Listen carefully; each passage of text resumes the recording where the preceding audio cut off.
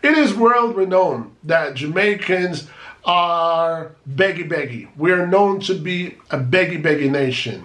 And as embarrassing as that is, it is true. Just like on YouTube, forgive your brain some new food.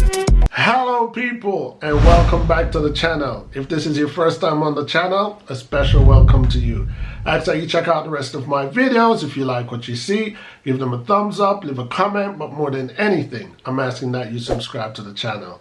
In today's video, I'm going to be comparing Jamaica to 10 of the world's richest countries. I've decided to do this video after coming across some information online where I thought it was very interesting, and I thought, let's share this with my subscribers. But instead of just leaving it as a comparison video, I am going to share also my opinion as to why I believe Jamaica would struggle to reach any of these countries' level. Richest country meaning in GDP, not in natural resources, etc. Because I'm sure most people is going to say, well, we may not have the money, but we're rich in bauxite and we're rich in agriculture and so on and so on and so forth. So I'm not comparing Jamaica to these rich countries in regards to the wealth, the financial wealth. My video is comparing Jamaica to these countries in the category of safety index. I found the safety index interesting, and I found when I compared Jamaica's to these wealthy countries, Jamaica's safety index was ranking at an alarming low rank. So safety index including how safe it is to walk alone during the day and how safe it is to walk alone during the night. So these are the areas where I really want you guys to pay close attention to. Each segment of each country is 10 seconds long. If you guys need more time, just pause the video and read.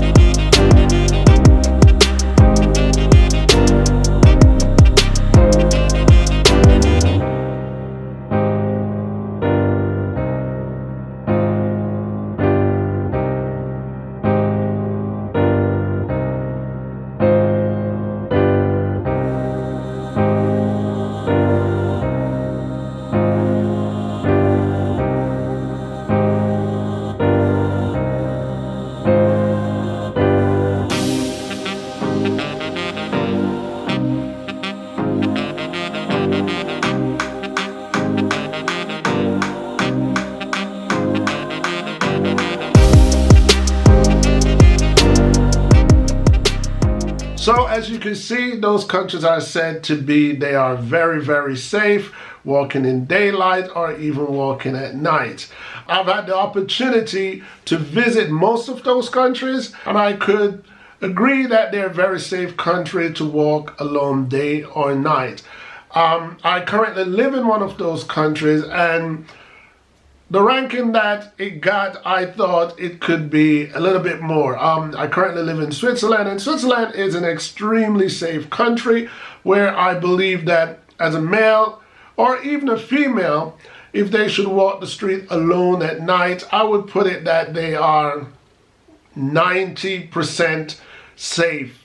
I would just leave that 10% for any human oddness. Let's leave it at that, human oddness.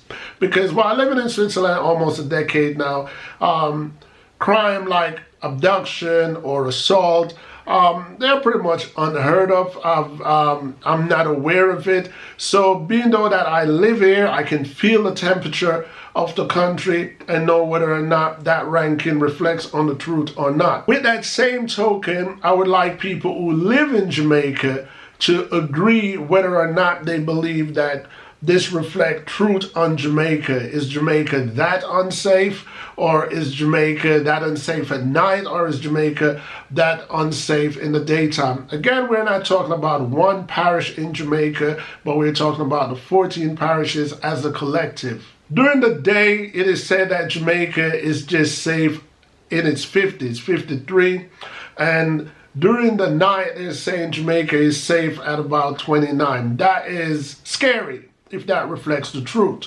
But anyway, on to my commentary, which is going to be a criticism against Jamaica. I love criticizing my own country because a lot of people come on my channel and they're saying you're always talking pro-Jamaica, pro-Jamaica. I love Jamaica for its good and I embrace it for its bad. I don't love it for its bad, but the bad is there and I have to accept the good with the bad. So at this present moment, I personally believe that Jamaicans are its own enemy. Jamaicans are its own downfall when it comes to achieving higher GDP or achieving any wealth status on the world stage. And when I say that, I'm referring to the everyday citizens of Jamaica and I'm referring to the government of Jamaica. It is world renowned that Jamaicans are beggy. We're known to be a beggy nation. And as embarrassing as that is, it is true. But what a lot of people don't know about that beggy culture of Jamaica is that it goes deep. It's not just from an individual. It goes high as well, and it starts all the way at the top. It's a cultural infection, the beggy attitude. And that beggy attitude starts all the way at the top where the politicians are. So, the politicians, for example, if you follow Jamaican politics, Jamaicans are first in line for handout, whether it's be from IMF or a loan from this country, or a gift from this country, or a gift from that country. And Jamaica over time has become complacent in being the recipient of gift instead of giving to anybody else, so to speak. I'm not saying they don't give to anybody else, but they take more than they give. And I believe that a complacency has been attained from the history of helping out from other countries, that Jamaica just gets comfortable in that position to be the underdog and would prefer to always ask for a loan. We need help, we need this, we need that. And when you continuously give to any one country like that, it's like continuously giving help to an individual. What it does, it actually crippled their independent muscle. It crippled their independent thinking. It crippled any ambition of doing it themselves or doing it alone.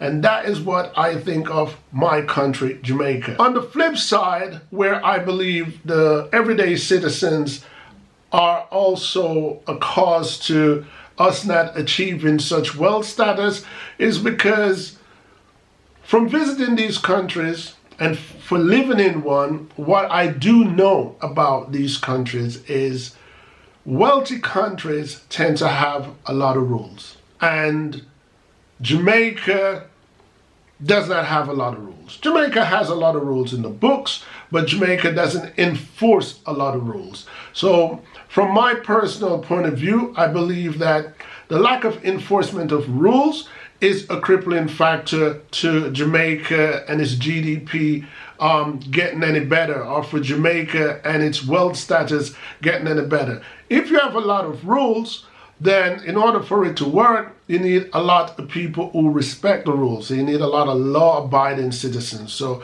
that would be my second point as to what cripples Jamaica in becoming a first world, a so-called first world country. Thirdly, Jamaicans, we are hype people. And when I say we, I'm not really speaking of myself. I'm a Jamaican. I use the word we because I'm referring to Jamaicans and I'm speaking of the majority. Jamaicans are hype people. In other words, they love a party, they love a festivity, and most countries, 99.9% of these wealthy countries, Jamaicans will find them boring because, again, they have a lot of rules. They have a lot of law-abiding citizens. It's like, let's use the corporate area in Jamaica, Kingston and St. Andrew. Most people who live in the ghettos of Kingston and St. Andrew, who does not aspire to go to foreign, they hope one day to get wealthy enough to move uptown, whether that is Jacks Hill, Cherry Gardens, Beverly Hill, Norbrook, any of the suburban areas in Jamaica.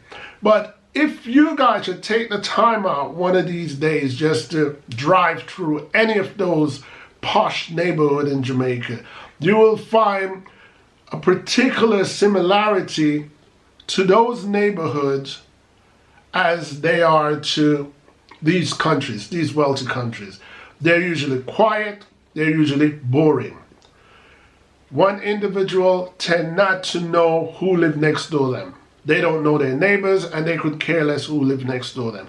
These people keep themselves to themselves. That is pretty much the same way when you visit Singapore, Switzerland, when you visit Qatar. These countries, the first thing you realize when you step into these countries, especially into the residential neighborhood where regular people live, is how quiet it is and different from the culture of Jamaica.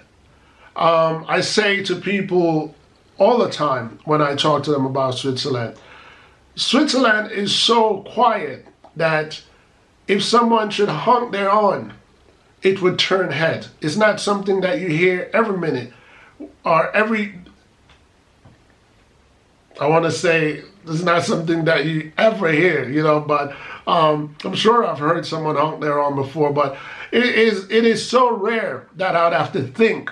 And then when you go to Jamaica, you would wonder if everybody's on it, because for everything people is So that's just one example. So my belief in Jamaica attaining such status would require a whole lot of overhauling. First starts with the government and the laws of the land and how they are enforced. And secondly, the citizens of Jamaica, how law-abiding they are and how respectful they are to the law. Those are definitely two. In regards to the GDP growth, stop with the beggy recipient of handout and try to do more with our natural resources. We need fairer politicians that's not thinking about themselves. People that goes into politics with the thoughts of the Jamaican people, with the love for the Jamaican people, and be professional. If and when we have to take a loan or borrow anything, pay it back in time or work to pay it back. Because if we don't pay back our debts, we will forever be in debt and we will be forever owned by other people. Anyway, people, without dragging this one on, let me hear what's your thoughts. How do you think Jamaica could move forward, or how do you believe Jamaica could increase their GDP? And do you believe that Jamaica could one day become a first-class country wealth-wise, a first world country wealth-wise? We're already a first-class country in our own right. So let me rephrase that. Let me know if you believe that Jamaica could one day be among these top 10 countries. That's better said. Anyway, people, as you know on this channel, I appreciate thumbs up and thumbs down, agreement and disagreement, because at the end of the day, each one teach one.